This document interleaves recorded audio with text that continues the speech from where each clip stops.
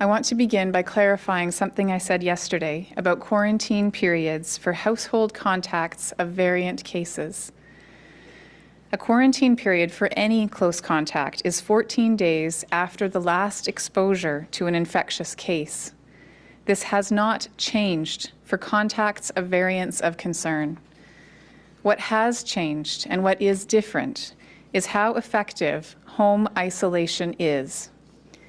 Our typical practice for usual cases is that isolation at home is acceptable when a COVID case reports that they have a separate bathroom and bedroom in the house, and that they could stay there for the full 10-day period of their isolation while they are infectious. Anyone who lives in the same house or household as these individuals would start their 14-day quarantine on the day that the positive case enters isolation in the separate part of that location. That is the practice that has been in place for many months, but variants are far more contagious.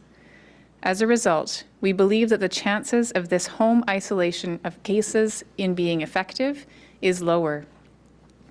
That is why we are now saying that if the case remains at home for the full time they are considered infectious, household contacts are considered to be exposed each day that they share that household. That means that a 14-day quarantine for anyone in the household starts on the last day that the positive case spends in the home while infectious. If the variant case leaves to an isolation hotel or another location where they are not living with others to complete their isolation, the 14 days for contacts starts at that point in time. If the variant case and their contacts all stay in the same home for the full 10-day isolation period of the case, then the 14-day quarantine for the contacts starts after those 10 days are finished. When I mentioned yesterday that a maximum quarantine period for household contacts of variant cases could be up to 24 days, what I meant is that the combination of the 10 days the case is infectious, plus the quarantine period of 14 days for contacts would be the maximum potential required period for contacts to remain in the home.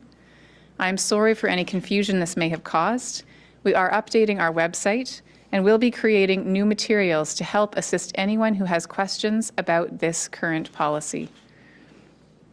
Turning to vaccines, we have now administered 109,341 doses of vaccine in the province, and almost 19,000 Albertans have now been fully immunized with 2 doses. I have recently heard some questions about a small number of people who may have inadvertently skipped the line and received the vaccine before they were eligible. This is an issue of public trust, so I think it is important to address it here. Public health officials have determined the prioritization list based on risk and science. Any situation where individuals attempt to access vaccine before they are eligible undermines that trust. The allegations that have been made are unfortunate, and it is understandable why many would be upset. That being said, overwhelmingly, the prioritization list has been followed carefully across Alberta. There may have been confusion about eligibility of other first responders when paramedics were added to the list, and this may have contributed to an error. Alberta Health Services has clarified with EMS providers who is eligible for the vaccine at this time. I know that many Albertans would love to be able to access the vaccine right now, and I thank everyone for waiting their turn. I am grateful for the way that Albertans have recognized that we are receiving very limited doses of the vaccine right now, and that they have supported our focus on starting with those who have the highest risk of severe outcomes. We will take situations like this as a learning opportunity and strive for clarity of definitions of who is included in the sequencing of vaccine eligibility going forward. As soon as the supply increases, we will be able to start offering more first doses and expanding eligibility in the weeks and months ahead. Turning to today's numbers, over the last 24 hours, we have identified 259 new cases of COVID-19 and completed more than 6,800 tests. Our positivity rate currently stands at about 3.5%. There are currently active alerts or outbreaks in 307 schools, or about 13% of schools in the province. Currently, these schools have a combined total of 746 cases.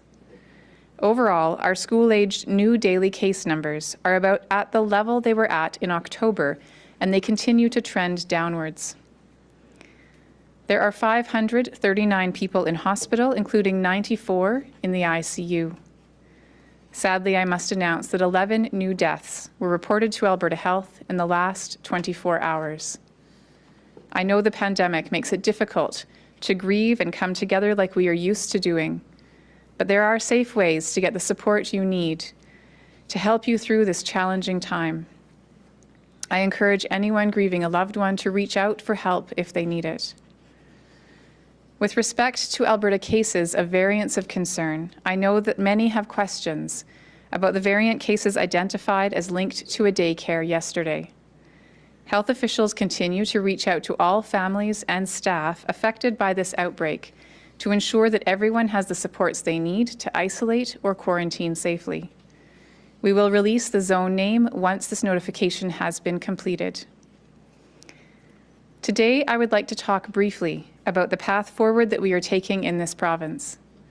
I know that many Albertans have strong feelings about how restrictions are being eased, with some feeling that we are moving too slowly and others who think we are going too fast. Both of these perspectives are understandable, and as I have often said, there is no one right way to navigate this pandemic. However, I would like to put our current situation in context to help explain why we are not approaching relaunch like we did in the spring, and instead are pursuing a more cautious approach. Currently, there are 539 people in hospital. This is down from the high of 938 on December 30th. This is a very encouraging trend, and pressure is easing on the health system that we all rely on. At the same time, our numbers remain far higher than they were in the spring. When we started our first relaunch on May 14th, there were 57 people in hospital, a tenth of the total that we have today. Similarly, we now have 6,599 active cases. This is less than 1/3 of our peak of 21,231 active cases on December 13th, and all Albertans should be proud of that fact. But once again, it's also important to remember that when we relaunched in the spring, there were less than 1,000 active cases in the community, meaning that there are almost 7 times the active cases today that there were at that time. To be clear, our province has made remarkable progress over these last 2 months. We have bent the curve, and every Albertan can be proud of that. I know that these gains have required deep sacrifices from many business owners and other Albertans. At the same time, it is important that Albertans understand we are at a very different place than we were at in May. Our caseload is higher, our hospitalizations are higher, and the emergence of new variants poses a threat that could cause cases to spike again if we are not careful. That is why we are not relaxing measures for a large number of sectors all at once, like we did in the spring. It is also why we are moving slowly with restaurants, fitness, and those sectors that will see some restrictions ease on Monday. It's important that we take a slow, phased approach to ensure we aren't doing too much too fast, especially as we learn more about the new variants of COVID-19 and work to prevent their spread in Alberta. By also closely watching our leading indicators of positivity rate, new case numbers, and growth rate, we will be able to see if the tide is turning and if we need to pause moving to the next step. This approach should limit the need to jump back and forth between easing and tightening of restrictions, which I know is challenging for everyone, especially those whose businesses and paychecks are affected. I know that we would all like to get back to a world that looks closer to the way it did before.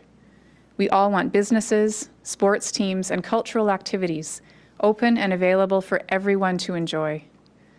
The best way to make that happen is for all of us to be extra serious about following the guidance and measures in place and to work extra hard to prevent this virus from spreading. Our previous success in bending the curve doesn't guarantee it will happen again. Our actions now will help determine how fast we can proceed and whether we can continue bringing our numbers down and moving safely forward. Thank you, and I'm happy to take questions. All right, we'll go to the phone now. Operator, could you put through the first caller, please? This is Kevin Nimick with CTV. Go ahead, Kevin. Hi, Dr. Hinshaw. How many cases of the COVID-19 variants are active in Alberta right now, and how many cases do we need to see before either further restrictions are introduced or the planned February 8th loosening is canceled? We have 57 cases of variants of concern. I don't know how many are currently active, so we would have to take that away and get back to you. So that diagnosis of variants of concern does cover a long period of time over the last several weeks, and so we'll have to get back to you on how many are active. With respect to a threshold of variants of concern that would potentially change the plans for easing measures on Monday, there is no specific number of variants of concern. What I will say is that we are watching carefully our case counts, and we are making sure that we're paying close attention to those leading indicators of the trend of new cases, of positivity rates, and of growth rate. And if those things begin to change, those are the things that will determine whether or not we can proceed with our stepping forward as we've planned, or if that needs to be paused or changed. Operator, could you put through the next caller, please? Next is Julia Wong with Global News. Go ahead, Julia. Hi, Dr. Hinshaw. So on that note about those other metrics, you mentioned case counts, R value, positivity rate, they will all factor into the reopening plans, but there have been no specifics released about how those will come into play. So what are the specific benchmarks for those indicators that would see a pause or a step backward in the roadmap? And if you will not release them, how come? Those, again, specific benchmarks are under discussion. We are looking at having a very low threshold. So if we do start to see cases growing, we would not want to see cases growing really at all, but we don't want to see them growing at a high rate. And so the specifics of those are being finalized with respect to what would cause us to move backwards. But overall, our ultimate goal is to keep our case count trending downwards is the ideal. Stable is possible, but less ideal. And if cases start to go up again and positivity rate starts to go up again over a period of time of a few weeks, that, of course, will be a cause for concern and will trigger a discussion about whether or not we're able to proceed with reopening as planned. Operator, could you put through the next question, please? Next is Lauren Krugel with the Canadian Press. Go ahead, Lauren. Hi, good afternoon. I had a question about the household contacts who may have to quarantine for up to 24 days. Just wondering how confident you are that those people, if they do have to quarantine that long, will stick to it. It's quite a lot to ask. And also just what the take-up has been on the hotel rooms to isolate that has been offered. I don't have a number for the hotel rooms that is up to current numbers today, but I do know that we have had an increase over the past few months. And of course, that isolation hotel option is an option, whether it's for somebody who's diagnosed with that variant of concern and they themselves need to isolate, they could go into an isolation hotel for the duration of that 10-day period. Or another option would be that the close contacts of that case could take the option of quarantining in one of those hotels. So I want to be clear that the 24 days is not a requirement in all cases. It is the combination if someone chooses to stay in their household with their household members, and we know that they're infectious up to 10 days from the onset of their symptoms, then those household members, again, could potentially be exposed at any point in that time and would need to quarantine for 14 days after that last exposure. So with respect to how many people will be compliant with that, of course, the discussions that the contact tracers and case investigators will be having with individuals who have been diagnosed with a variant of concern or who are contacts will emphasize how much more transmissible this variant is and how important it is to follow these measures, as well as any supports that are required.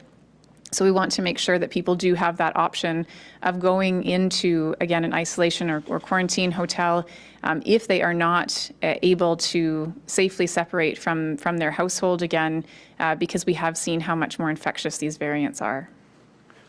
Operator, could you put through the next caller, please? Next is Lauren Boothby with the Edmonton Journal. Go ahead, Lauren. Hi, Dr. Hinshaw. How does the vaccine task force determine the priority people within all the groups that have been approved for the vaccine get one?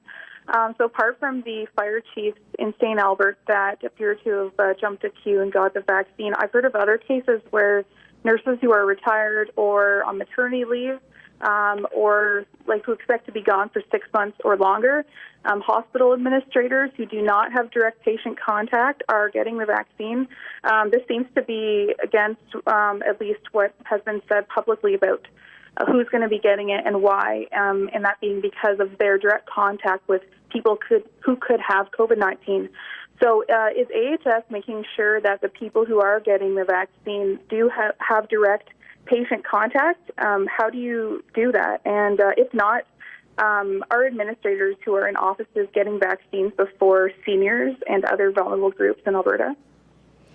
We have heard reports of individuals, some of the ones that you're referencing, who did receive phone calls for making appointments for vaccines. So you may recall that in December, when we got an early shipment of vaccine and we moved forward with offering that vaccine to healthcare workers, because at that time we could not move the vaccine from the location to which it was delivered.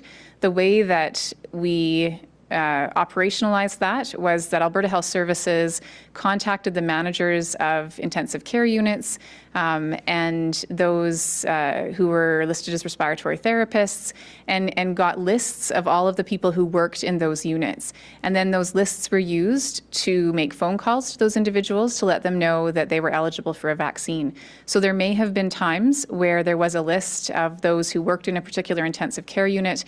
Perhaps it included somebody, as you mentioned, who'd maybe gone on leave, and sometimes those lists may have not been entirely up to date. And what I would encourage is all of those individuals who may have gotten that phone call, at this point in time, the eligibility notification is often going out by email. So if there are healthcare workers who are getting those notifications and they know that they don't fit that criteria, it likely is the result of, again, a list that perhaps wasn't entirely up to date.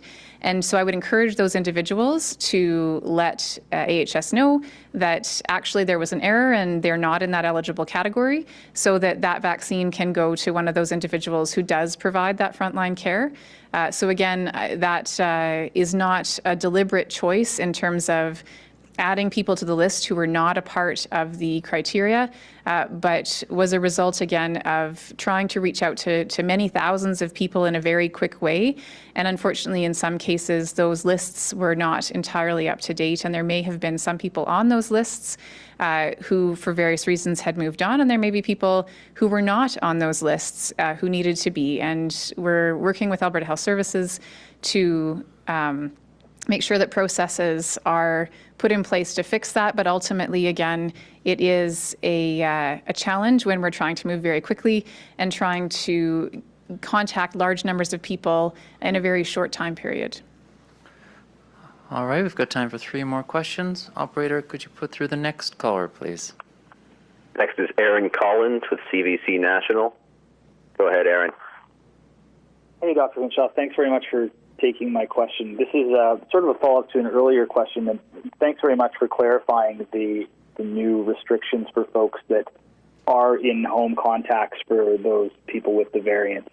But I have a question about that. It seems that it is quite convoluted as to who would have to stay for the whole 14 days. I mean, it makes sense when you lay it out there, but is that actually something that you can enforce? I mean, with all due respect to the contact tracers that are calling and informing these people about what they should be doing. I mean, is there any efforts to actually monitor these people, and will there be any specific ways that these things can be enforced?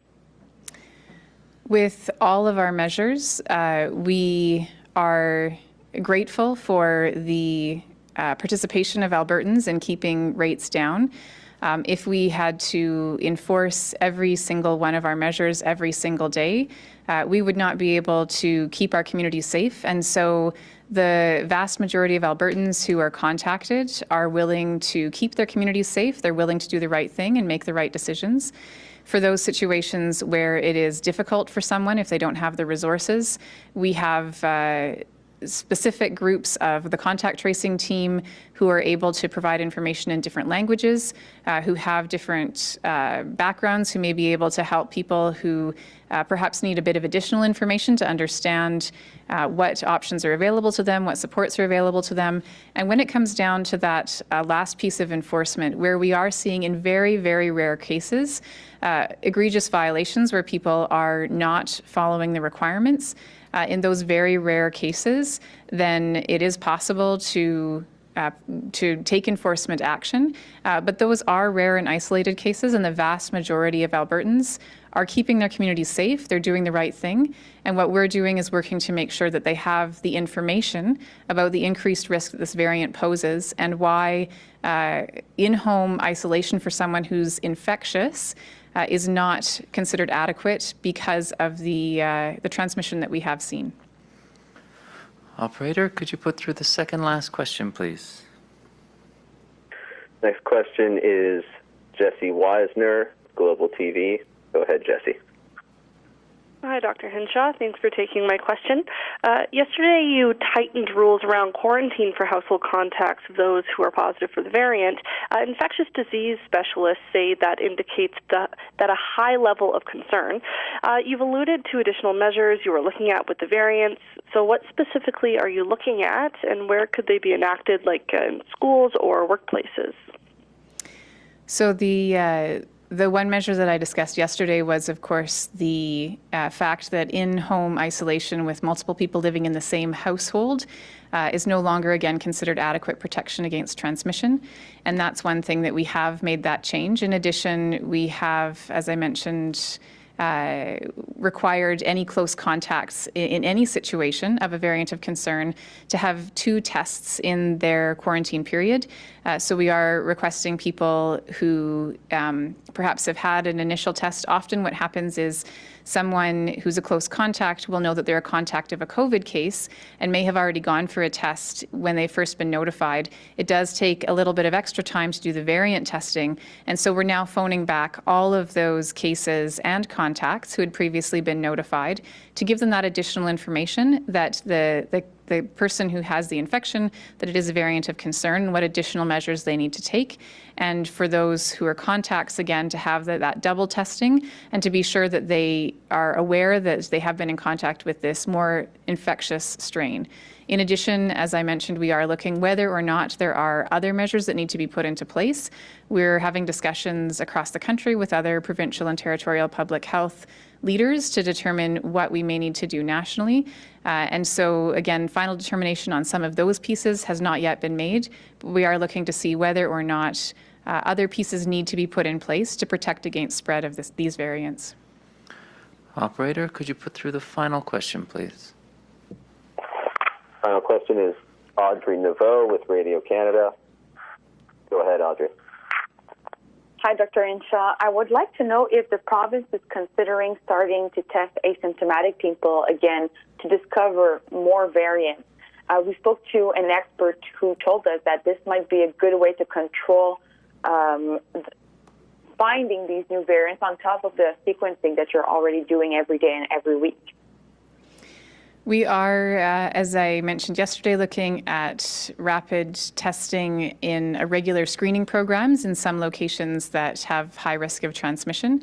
And so that is one way that we're looking at potentially expanding testing in targeted locations where we know that if there's introduction of a case, it can cause rapid spread. With respect to the PCR testing and testing of asymptomatic people, we have a low threshold for offering testing when there's any indication of an outbreak setting, when there's anyone who may have been in close contact. So we are offering testing to asymptomatic people in all of those environments, and that we have been doing so for many months. Whether or not we open it further is something under discussion, but the benefit that we're likely to see is more when we look at those higher risk settings, in addition to very low threshold testing when there is any potential for exposure, which is again what we've been doing for some time. Thank you all for joining us today. Dr. Hinshaw will provide another update tomorrow afternoon. Have a safe night.